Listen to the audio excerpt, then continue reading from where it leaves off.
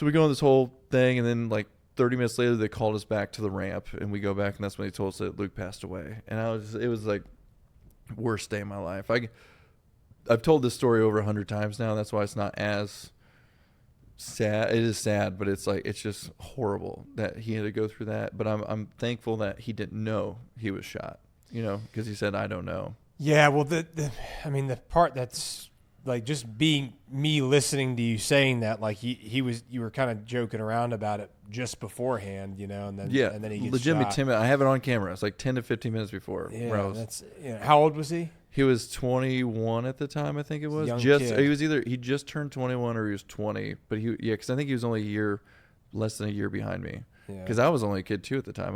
I guarded the president, and now I'm a 21-year-old kid watching my friend die beside me and blown up once at this point. And so that was the thing they don't talk about and even I didn't think about. There's something in your head where, because you're in the Marine Corps, you go about your day, you work 7 days a week sometimes you work 5 days a week, and then you have to go in every once in a while.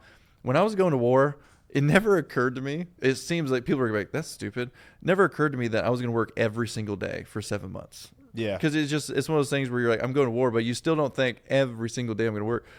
So knowing that, I'm like, oh my gosh, tomorrow we're going to work the next day. There's no time off. It's like your friend just died. You want 24 hours off? They don't do that. Yeah, that's not how it works.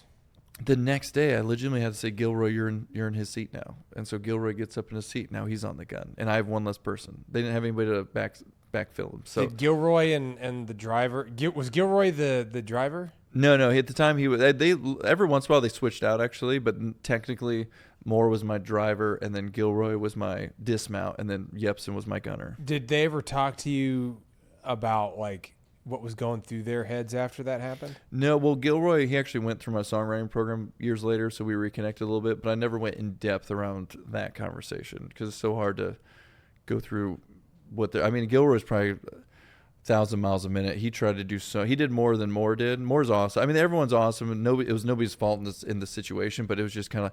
I remember looking at Moore and seeing him just stare off to space too, just thinking like, what's going to happen? Because that was their first real experience with war at all. Mine too, besides being blown up earlier in a different truck.